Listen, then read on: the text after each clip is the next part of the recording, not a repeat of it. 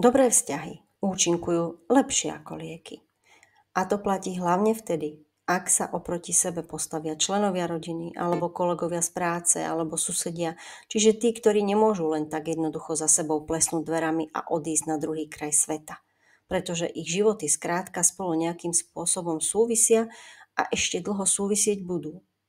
Viete, aký je v tomto zmysle základný rozdiel medzi súdom a mediáciou?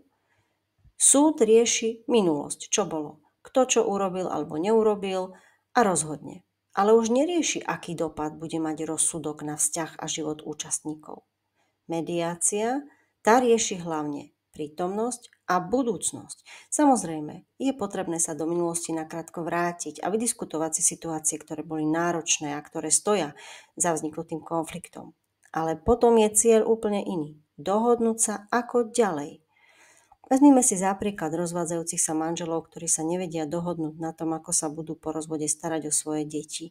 A takto teda nechajú na sudcovi, nech rozhodne on. Vezmu rozsudok, deťom oznámia, že je to výsledok rozhodnutia vyššej moci a v lepšom prípade sa budú rozsudkom aj riadiť. Ale nevraživosť, hnev, nenávisť, nevypovedané veci, nevyjasnené nedorozumenia sudca v rozsudku nevyrieši. Nie je to jeho úloha, nemá na to čas a ani priestor. A tak si to rodičia nesú v tom pomyselnom batôžku ako krivdu do svojho ďalšieho života. Môžu začať s akýmkoľvek dobrým úmyslom, že budú žiť podľa nových pravidiel, s novým človekom, v novom prostredí. V bode, kedy sa opäť prihlási minulosť, kedy príde na plnenie vecí z rozsudku, v tomto prípade starostlivosť o deti, ten batôžtek sa opäť otvorí. A zase, mnohokrát frustrácia z nevyjasnených a neuzavretých vecí rastie a v prvom rade sa prenáša na deti a ďalších blízkych. A to určite nie je fér.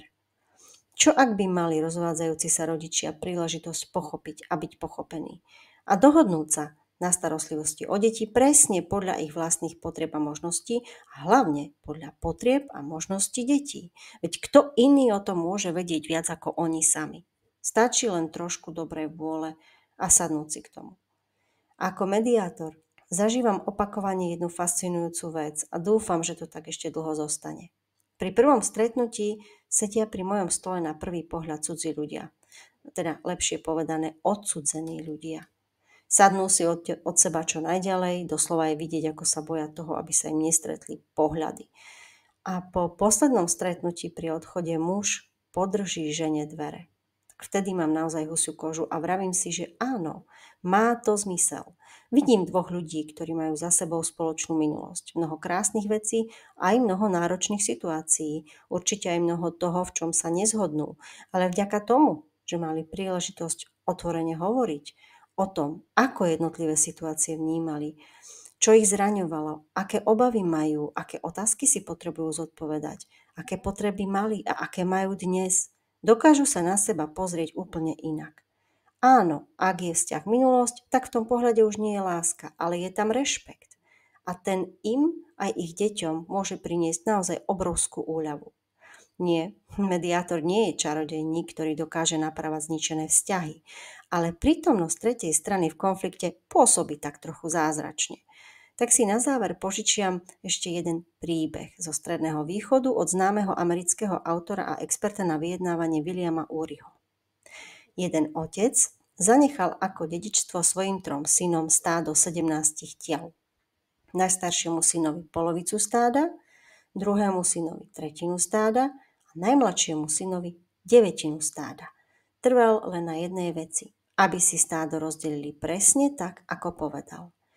Po otcovej smrti začali synovia vyjednávať, pretože sa stádo nedalo rozdeliť ani na polovicu, ani na tretinu, ani na 9 tak, aby žiadna ťava nepadla za obeť. Konflikt medzi bratmi rástol, až sa celí zúfali rozhodli požiadať múdru starenku o radu. Starenka o ich probléme uvažovala, potom za nimi prišla a povedala: Neviem, či vám viem pomôcť, ale ak chcete, môže vám dať moju ťavu. No a zrazu mali bratia 18 ťav.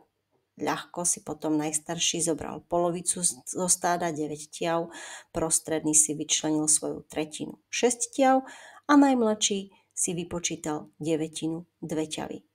Dokopy si teda bratia rozdelili 17 ťav a zostala im ešte jedna, 18, ktorú mohli ľahko vrátiť múdrej starenke. Ako to súvisí s mediáciou? Často sa konflikt zdá ako tých neriešiteľných 17 tiav, ktoré bratia potrebovali rozdeliť podľa pokynov otca. A vtedy potrebujeme od problému odstúpiť, získať iný pohľad a nájsť tú pomyselnú 18. ťavu. Mediátor pri mediácii nemá za úlohu prísť s riešením konfliktu účastníkov. Rovnako ako múdra starenka neprišla a nepovedala, ako to majú bratia urobiť, ale dala im k dispozícii nástroj, príležitosť, niečo, čo zmenil ich pohľad na problém. A to je úloha mediátora. Vytvárať priestor pre hľadanie riešení zdanlivo neriešiteľných situácií.